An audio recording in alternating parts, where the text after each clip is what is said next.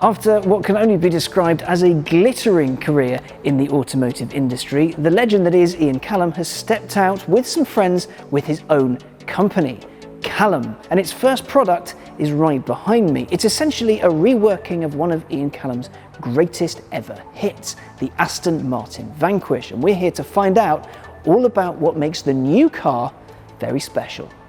So, Ian Callum, we're in your new facility. Yes. Tell us about your new company. Well, there's a group of us come together and we created this company called Callum.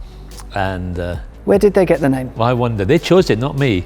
I was going to call it something else, but they want to use the name Callum. That's fine. It's a good name. It's all right. Our intention is to be a design and automotive company. And I want to stick with more of a bespoke lifestyle essence rather than get into mass manufacturing. You know, I've done 40 years of that now. I feel like I've done enough. I want to get into maybe something a bit more indulgent, Yes. a bit more specialised, a bit more fun. So that's what we're doing. Let's talk about Vanquish itself, because Yeah. you have a pretty decent connection with the Aston Martin Vanquish. Yeah, I did a lot of work for Aston going back to the 90s, of course, the DB7, and then the Vanquish, and then DB9, and a good part of the V8 Vantage as well. The Vanquish was really one of my favourite cars of all of them because it's a very spontaneous car and it looks spontaneous. If you look at the lines of it, it's got real life to it and it still remains one of my favourite cars. Quite a while ago, I wanted to do this as a personal project. I bought a Vanquish. I thought I want to do it up in a way that I felt the car deserved. It never got a second time round. It never got a facelift. The car was only in production for about 6 years and I felt it needed that second iteration. So I thought I'll do it to my own car. Then speaking to David, he said, well, why don't we turn this into a proper project that we can have people, you know, perhaps buy a limited number of them. I said, well, if we can make it work, let's do it that way. We built our first one, and here it is, and I'm very pleased with it. It does look mega, and seeing the two side by side. Thank you. When I first saw this, I was like, wow, that's a pimp Vanquish, and then you brought that one out, I was like, oh, it's so different. If you're going to redesign or re-establish a car like this, you have to do it within the balance of what the car is. And when you see it, especially against the old one, you realise how much tougher the car is. And that's what I wanted to do with it, was to make it look stronger and tougher. And it seems to work. To explain what Callum has done mechanically to the Vanquish by Callum, the company's engineering director, Adam Don Francesco, was on hand to have a quick chat. We all absolutely love the Vanquish. I think it's really important that, you know, this is really a celebration of what that car is, and we're taking all the attributes that we like and dialing them right up. I was just so in awe of its performance and the noise it made and its presence on the road. You know, that was a real pivotal moment actually. So it's great to be able to fast forward that period of time and to be here, you know, getting our hands on it and changing it in the way that we think the customer will really appreciate. From a chassis perspective, we worked on springs and dampers, anti-roll bars. We really want to maintain a GT ride quality. We've increased the power by about 60 to 70 horsepower and a pretty much flat lift of torque across the board. We've done that with a combination of calibration, internal hardware. We've got some beautiful primary manifolds. Unfortunately, they're shrouded in this heat shield under the car, so you can't see them. You'd like a set on our wall. Things that we loved about the original Vanquish, we loved the noise of the car. The car was always fantastic from that perspective.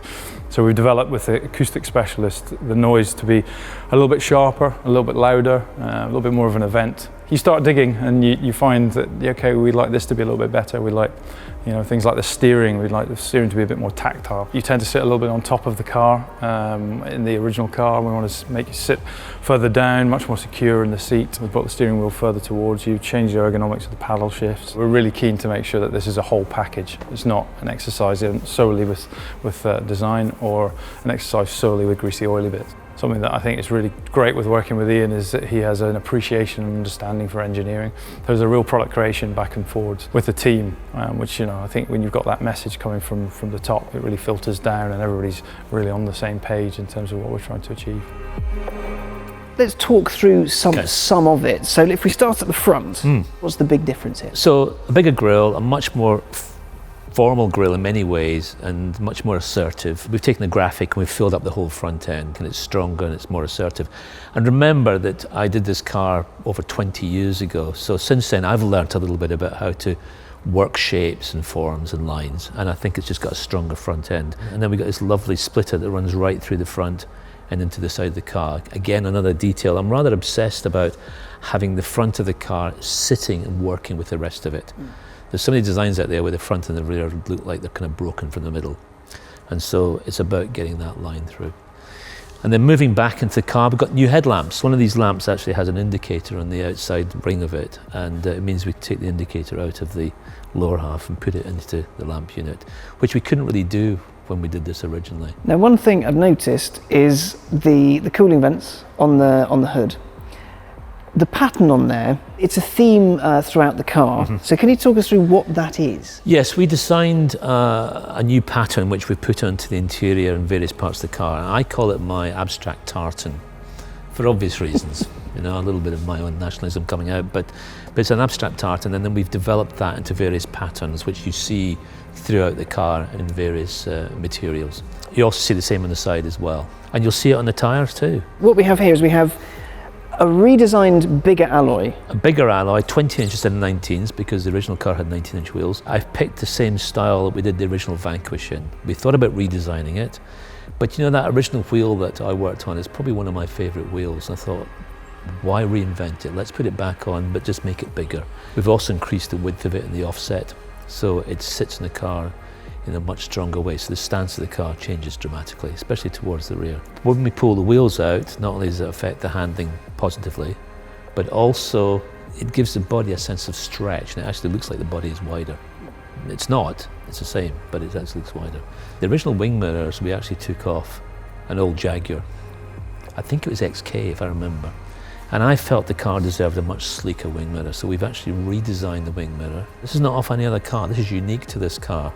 Oh, I know, but we felt it was worth doing. And of course now we've got the indicator in there.